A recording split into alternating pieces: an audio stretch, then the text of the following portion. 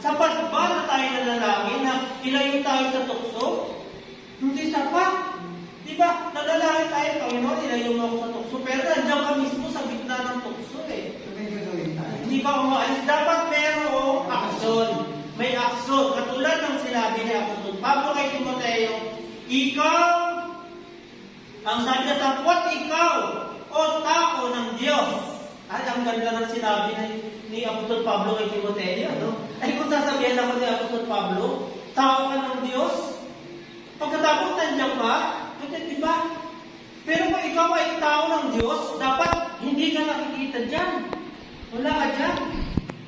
Sarang-sarang pakinggan, tao ka ng Diyos, kayo mga tao ng Diyos. Kaya sinabi ni Apostol Pablo, ikaw, o tao ng Diyos. Ang sabi niya, tumakas ka sa mga bagay na ito. Ano ba yung sinabi doon sa mga nauna? Ano ba yun? Yung may